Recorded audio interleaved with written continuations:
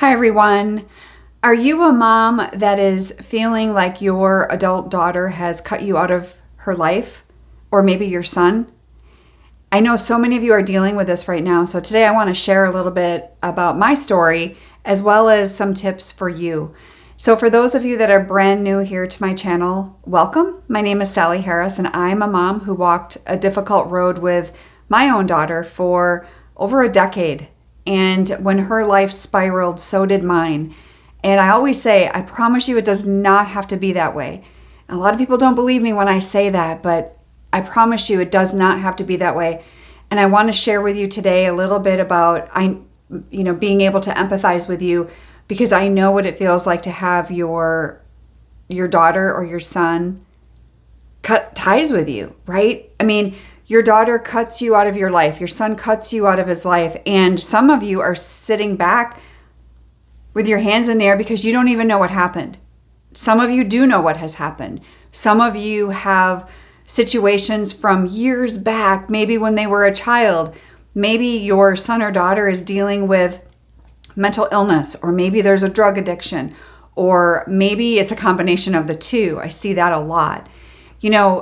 At the end of the day, I want you to remember that whatever they have going on in their life, that is their burden to bear, right? It doesn't mean you're not there to help when it's appropriate, but when we as moms try to take over the reins and try to fix the situation, we're just making it worse.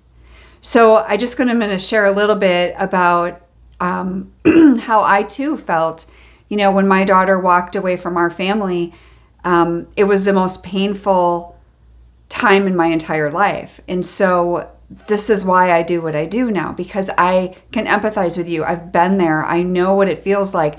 And to be honest, it was a lot of the grief process, right? It was the shock at first, and my shock just kept coming back, as the stages of grief where you just kind of go in and out of the stages and there is no right or wrong and you're going to go forwards and backwards and all of that.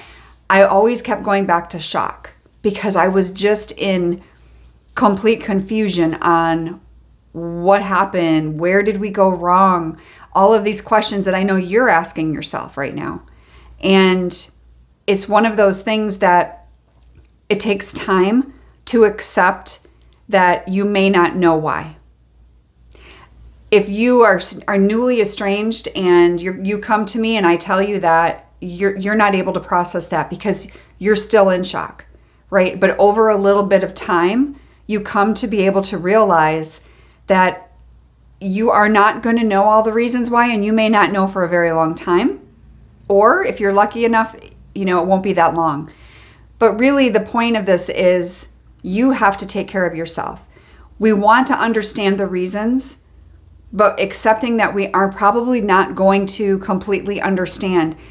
If you do have the opportunity to speak with your son or daughter, if you're in that situation where there is still some communication, I want to emphasize the importance of avoiding blame and focus on trying to understand rather than assigning fault to your son or daughter or their spouse or their father or even yourself.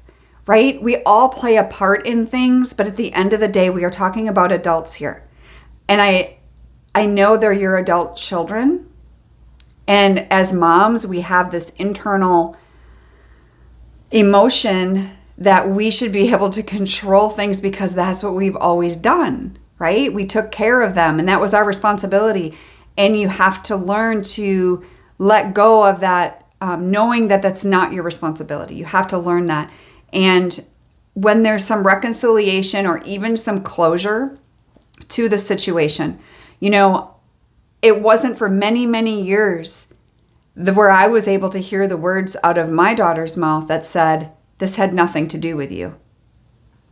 This had nothing to do with you. Was I the perfect parent? Of course not. None of us are, right? We're human.